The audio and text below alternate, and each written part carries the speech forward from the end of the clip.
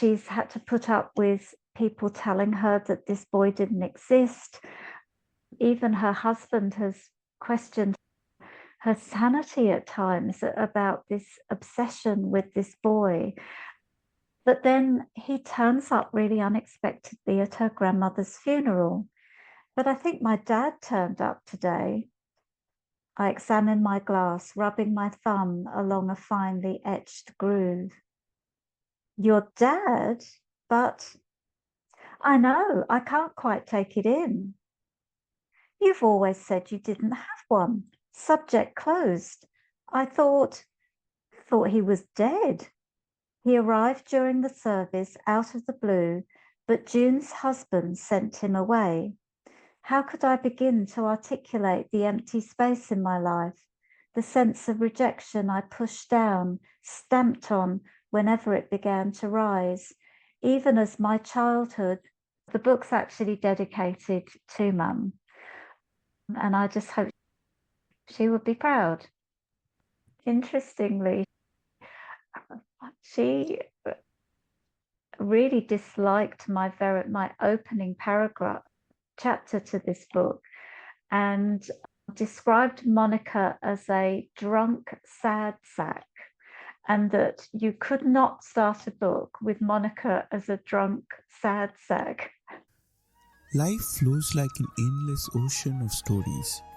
We often miss these precious tales as we rush through our days, too consumed by daily struggles to notice the poetry swirling around us.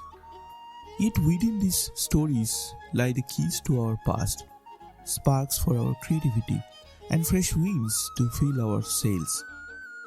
I am Abhra, a writer based in Melbourne, in quest of those stories with diverse voices that tell them from every corner of the world.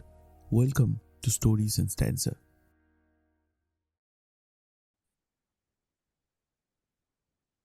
Hi Diane, welcome to Stories and Stanza. How are you doing today?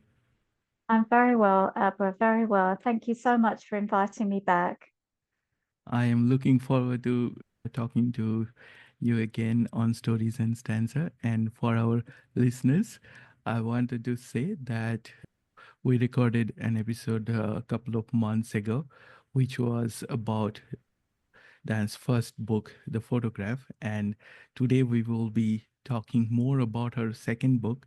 But before we step into the second book, I want to hear something about the first book, as in it got such a good success, such a warm reception with the readers.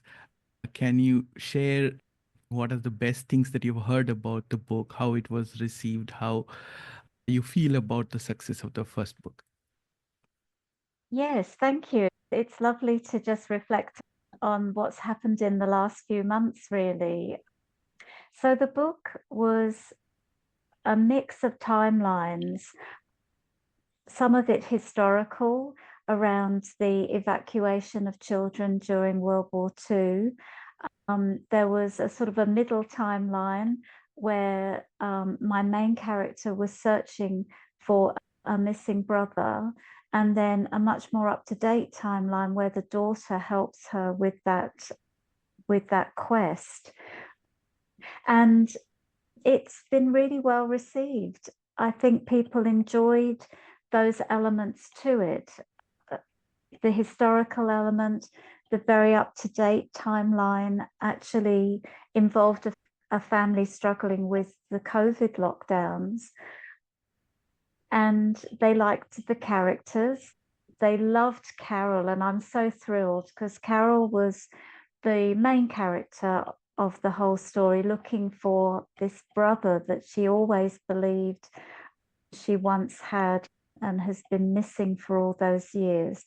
People said to me how much they rooted for Carol. You know, they wanted a happy ending for her. And I think people became very invested in her story because she's got such great attributes. She's a very determined woman.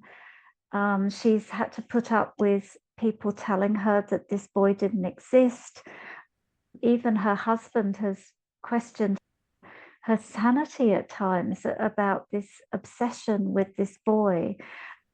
And so I think that was lovely to hear, that people really were so keen to see Carol achieve her goal at the end of the day. And then the second timeline, of course, with the COVID backdrop, I think people related to that because it's so recent.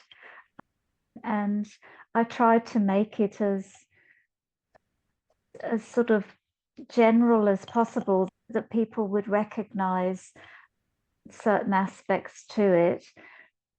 And also, I think people recognize that there were some parallels there, really. That separation from family during the lockdowns was not so different from the separation from family that the children had lived through when they were evacuated to families in other parts of the country. So yes, it got really good feedback and some lovely reviews. So I'm thrilled with how that all went.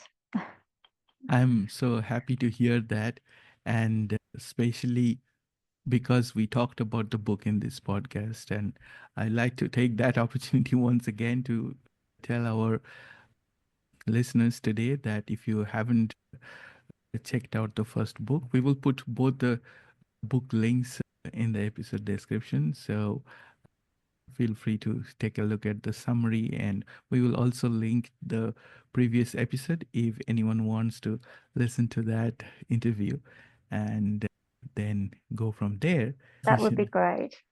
As you know, that I request my guests to read something from their book to get started with. Can you tell us briefly about the plot of this book and then read something from the book as you like? Yes. This second story is also a family saga. It is more up to date, as you mentioned. And the main character in this book is a woman called Monica. And her main quest in this book is to build a relationship with a father who she's never met. And the reason for that is that her family have been so tight-lipped about who this man is. And they just would never tell her the man's name. But even as a teenager, she's a bright girl, and she'd put things together, and she was pretty sure she knew who this person was, and he was now living in a totally different part of the country. And you might ask, well, why didn't she just go looking for him herself, particularly once she became an adult? Why didn't she try to find him? But there is a hurdle in her life, something that happened in her childhood that made her believe that this man wouldn't want a relationship with her. But then he turns up really unexpectedly at her grandmother's funeral. And the piece I'm going to read in a minute is a conversation she has with a very good friend of hers, Ralph, immediately following the funeral. But in terms of the rest of the story, there is that incident in the past that's always stopped her looking for her dad.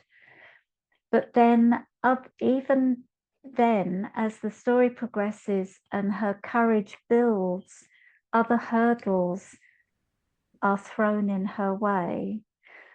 And one of them is a bracelet, and one of them is to do with her mum's behavior, which changes and causes concerns and challenges for her. So I guess the question in this book is, well, does Monica end up forming that relationship with her dad? You know, that is the main question of the story. Thank you for sharing that. So if I just read this little bit. So as I said, Monica has attended her grandmother's funeral. This man who she thinks is her father has turned up, and she's now talking to her very good friend. They both work in a theatre. She is a theatre director, and Ralph is a theatre manager. Ralph settled in the opposite chair, leaned back, and extended his legs to rest his feet against my boots. I've been worried about you. Long, hard day, I suppose.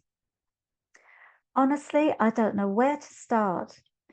Losing Grandma, grieving for her, all that got completely steamrolled in the end. Trouble with your mum? Did someone cause a scene? Sounds like you were there. I tapped my glass, considering whether I should break a golden rule. Only my friend June knew about my complicated past, and normally I preferred it that way. But something, exhaustion maybe, drove me on. Don't get cross that I've never told you. It was always easier that way. Fewer questions, fewer memories. But I think my dad turned up today. I examined my glass, rubbing my thumb along a finely etched groove. Your dad? But I know, I can't quite take it in. You've always said you didn't have one. Subject closed. I thought he was dead. Goodness, this is a shock. He blinked. So what happened? Was it him? I mean, why the uncertainty? Ha, exactly. Come on, Monica, don't be a tease. I'm lost here. His name's Harry Powell, a school friend of my mum's. For as long as I can remember, I've suspected he was my dad. He arrived during the service out of the blue, but June's husband sent him away. June and Mick were around when Mum found out she was pregnant with me, so when Harry buggered off and left Mum in the lurch, they've always thought the worst and never forgave him. The only problem is no one's ever confirmed it's him, particularly Mum, who should know. I paused.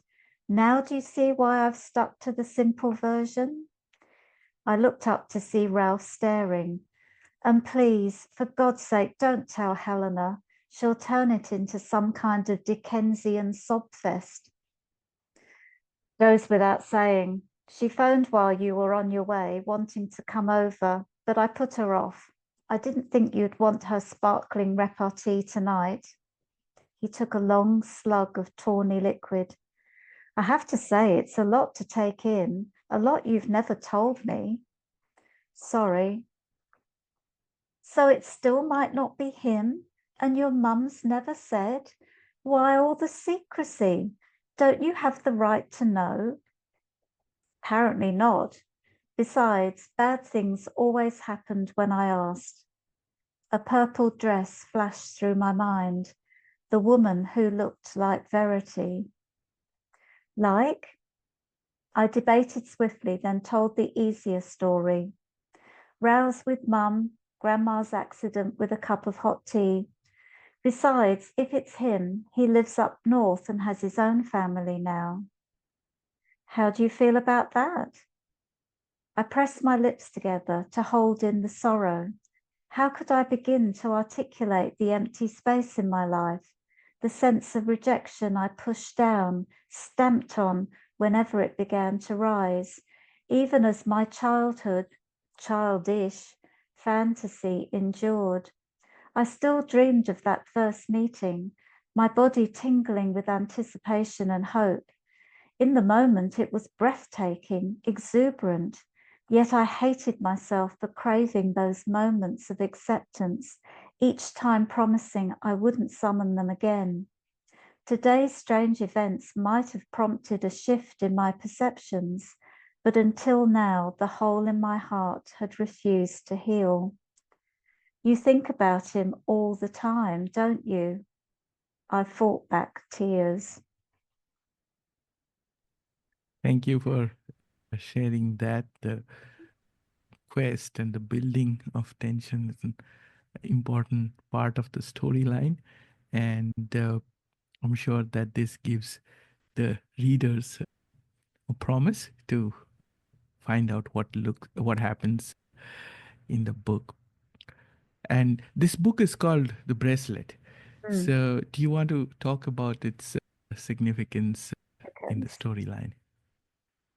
Well, I suppose I can't tell you too much about it, but I have thought about this as a potential question, and it's something that's passed to her from her mum.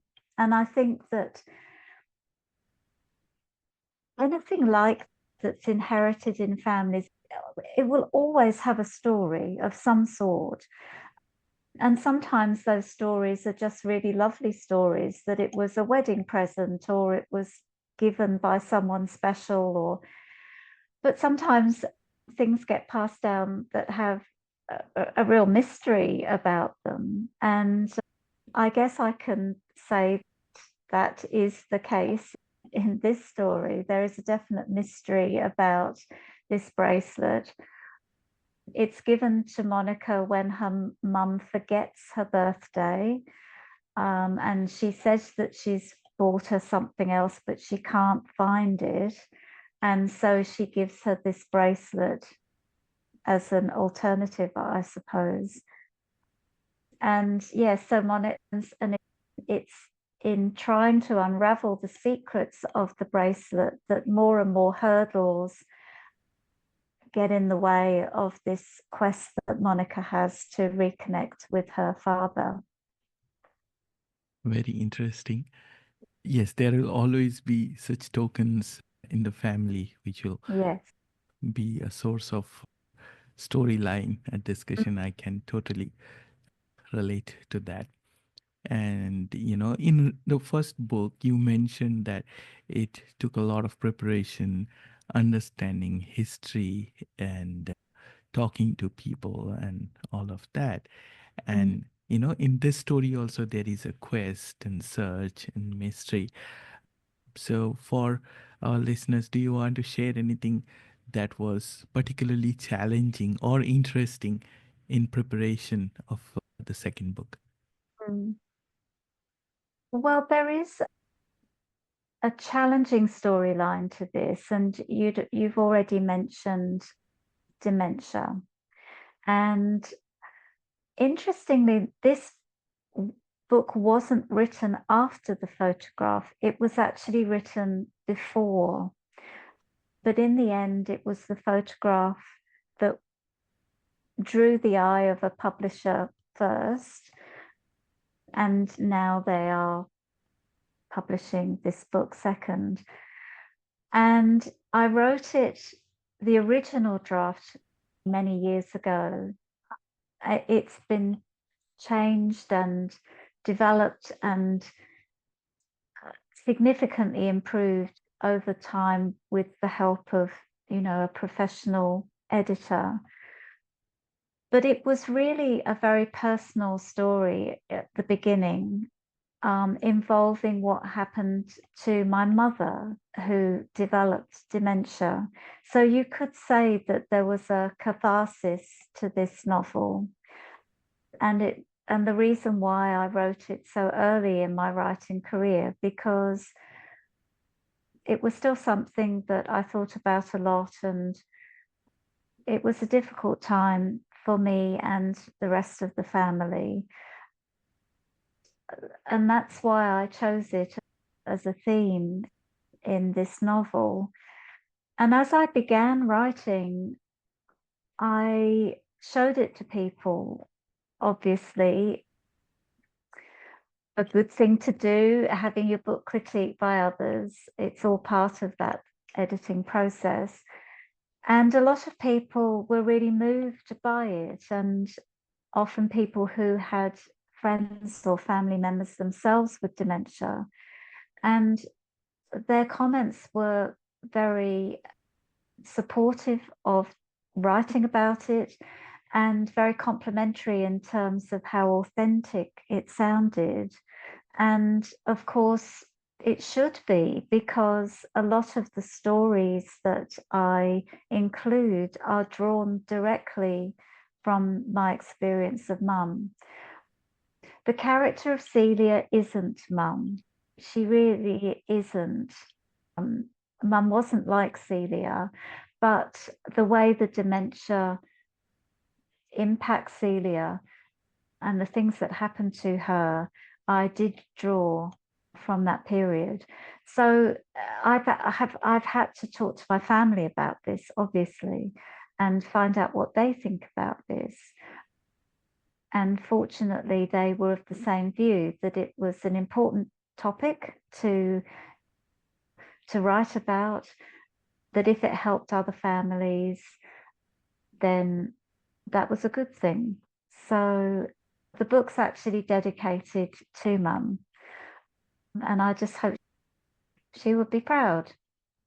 I'm sure she will be. From what I have personally seen, my maternal grandparent, he had dementia, and he was in his prime. He was a very active and knowledgeable, self-made businessman, and with age, with dementia, he just all of a sudden kind of got disconnected and, you know, was left in his own world. He wouldn't recognize us, he wouldn't recognize anyone, talk to anyone. I can kind of sense that how dementia itself can be a character within the plot Yes, per yes, se. yes, because the person almost becomes a different person, really. And yes, that's certainly what happened with Mum. She became unrecognizable as, you know, the Mum I'd grown up with, which is sad, and it's very common, very, very typical, unfortunately. And I should say, just when you were asking about things I had to find out about, once I committed to this storyline and people were talking about the authenticity of the anecdotes, if you like, I suppose I did then spend quite a lot of time researching the subject more generally. I have an allied health background myself, so I had some knowledge of it professionally. I had my mum's lived experience, but I did also do a lot of reading to make sure that I kept it as accurate as I possibly could. How did you balance the mystery elements and the humanitarian elements with such a sensitive subject, such a sensitive theme in the book? I've just actually thought that through now. I think one of the things that allows us when we start the story, and this had nothing to do with Celia's development of dementia, there were all sorts of, what's the word, flashpoints in the relationship between the mother and the daughter. So Monica, my main character, and Celia, her mum, they really didn't get on well at all. They hardly saw each other. There had been things that had happened in the past that had caused these rifts between the two of them. And so and actually, as the story progresses, you see that relationship heal. So Monica is unraveling things. She's dealing with the mystery. And in many ways, her mum is helping her with that, surprisingly. And the dementia helps to heal that relationship. So if that answers the question, then good. Yeah, I mean, Unless there was something else you there were. is no right and wrong answer, of course. I Yeah. am just being curious about this because it Mm. is a mystery story, but Yes. there is such an amazing human element to it, and at some stage you probably need to balance one over the other, but how you say that the dementia helps bridge that connection. So Yes. yeah, I wanted to hear from your point of view, what was your thought process around this. Thank you for sharing that and for picking up such a beautiful, thematic element, so that it it's, of course, it's a homage to your personal story, and Mm, at the same time it creates an social awareness as well, I mm. believe. I hope so. Yes, I hope so. You mentioned that this book was written before, and then it has developed and has been edited over time. So, as a writer, what would you know suggest or share with fellow writers? That I know a lot of people who have written a story and then they are not there with publishing it yet, and they probably need some direction about how to improve that and how to ge- make it, of course, interesting, and build it and find out what what it lacked in the first place. And some people are never satisfied with what they have written. So as a writer, can you share your journey around that? Would you share something with fellow writers, what they could do? Certainly. When I decided that, it's a long story, I kind of retired unexpectedly, and I won't go into the reasons for that. But I was suddenly left with no work, and I needed to find a hobby or something to occupy myself, keep my mind active. I'd always wanted to write. I decided that's what I was going to focus on, and immediately came across a local writers' critique group that was running in my local library. So perfect, absolutely perfect. And the Queensland Writers Centre was running a 6-week beginners writing course. So I signed up for that. And so, right from the beginning, particularly in the critique group, I was sharing my work with other people.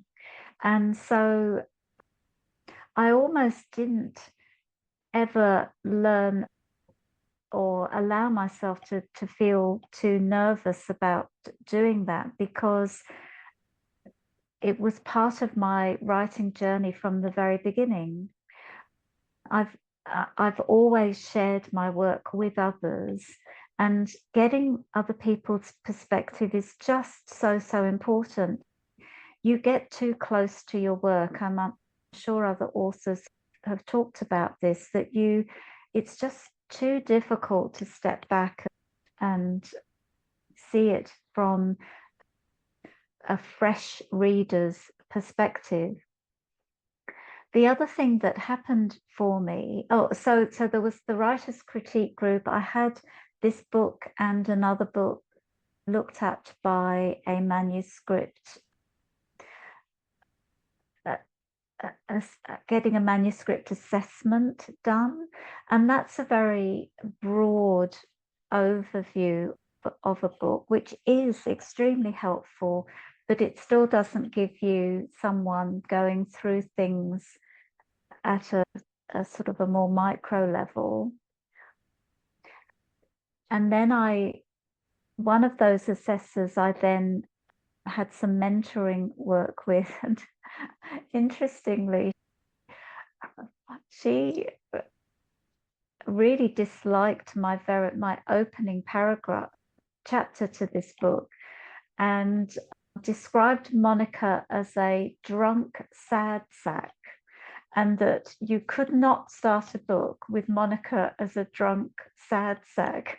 And when I looked at it, I thought, well, she's actually right. I had a reason for Monica having this sort of rant at the beginning of the book, because I wanted it to raise lots of questions, with her just saying, why has this happened, and why did that happen, and why didn't such and such, and I thought that was such a clever writing technique, but she saw it through completely different eyes.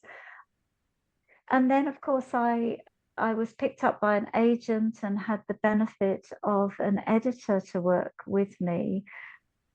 And that editor brought her own perspective to the story too, and really took it to a level where it was ready to be pitched to publishers.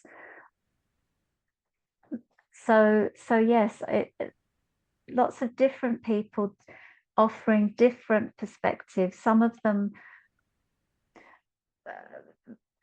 more as a contemporary, a peer beta reader, if you like, and others that had much more in the way of professional skills. And they all offer something, but I personally don't think you can get away with not having an editor at some point if your goal is to be published. Thank you for sharing that. I understand it can be a very, difficult phase to have written a story and then working through it, working with editors and beta readers. And I find it very fascinating that, in both your books, you have this theme of a quest, a search, that unknown. And I want to hear from you, what was the reason for picking that theme and then working on it? Yes, it's interesting, isn't it? And it's often about identity. So Carol was trying to find her family and her identity by reconnecting with this brother that she was so sure she once had.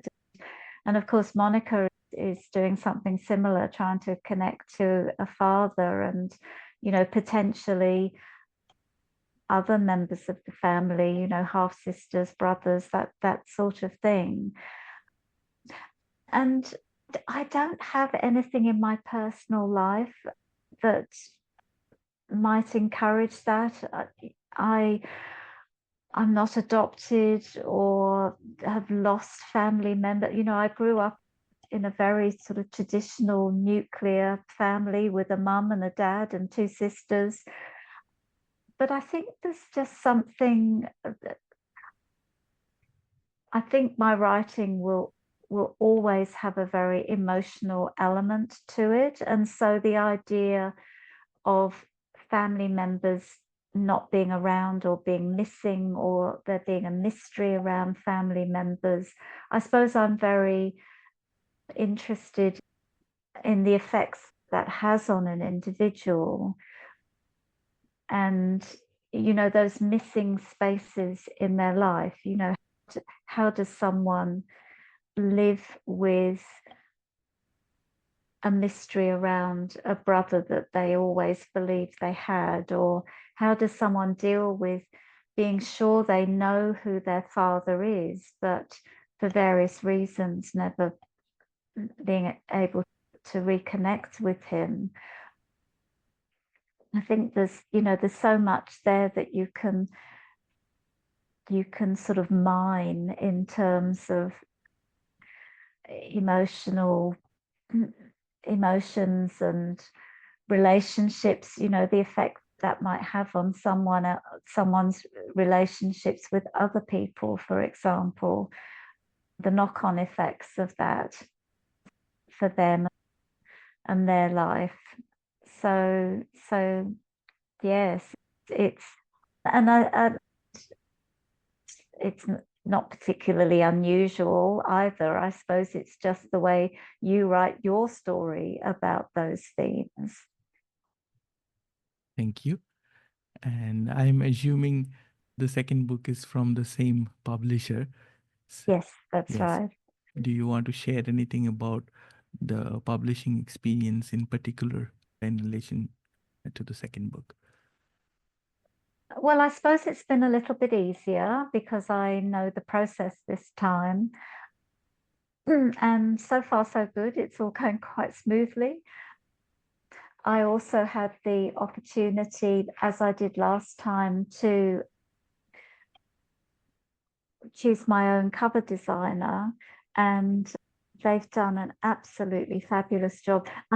This isn't it. I actually don't have a book to show you, but that's a mock-up that I've just made as a sort of temporary dust cover or another. But that's what the cover is going to look like, which, you know, I'm very excited about, very thrilled about. So yes, I mean, obviously there's the actual day it gets released, and hoping that all goes smoothly. And then the promotional side of it, again, I've had to do quite a lot of that myself because my publisher is based in the United States. That they do things there, but they don't really have a presence here in Australia, which is why the opportunity that you give me and other people, Abhra, is just so important, because it's things like this that allow me to reach a wider audience here in Australia, along with, you know, all the other things that I try and do. Sometimes sometimes I'll post things that seem to get a good response, and other things not so much. I'm still learning how to do that well and effectively. But things like this are just fantastic. Thank you. And I find that very difficult myself to, promote your own work out there, which is what inspired me to start this podcast. Then, because we are recording this once, but we can share it multiple times.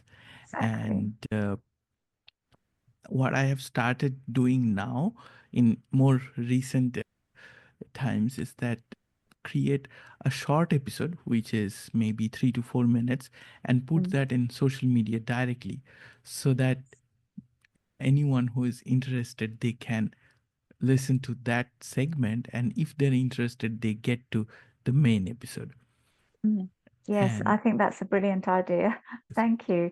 I should say that I've tried to keep up with the times, as it were, knowing that reels and video generally more attractive or appealing.